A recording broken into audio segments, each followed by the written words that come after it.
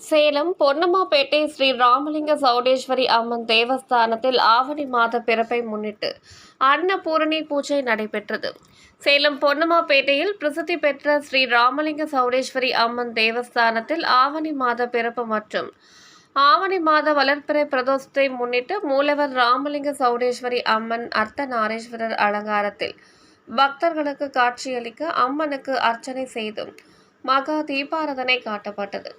பின்னர் உற்சவர் மண்டபத்தில் உற்சவர் ஸ்ரீ ராமலிங்க சௌடேஸ்வரி அம்மனை அன்னபூரணி தாயாராக நறுமண மலர் மாலைகள் சூட்டி நகை ஆபரணங்களுடன் கையில் அன்னத்தை வைத்துக்கொண்டு பக்தர்களுக்கு படி அளக்கும் தேவியாக சிறப்பாக காட்சியளிக்க பக்தர்கள் தங்கள் வீட்டில் இருந்து அன்னபூரணி அம்மனுக்கு புலி சாதம், தயிர் சாதம், எலுமிச்சை பழ சாதம், தேங்காய் சாதம், தக்காளி சாதம் உள்ளிட்ட பல்வேறு பிரசாதங்களை வீட்டில் இருந்து எடுத்து வந்து அம்மனுக்கு சமர்ப்பித்தனர்.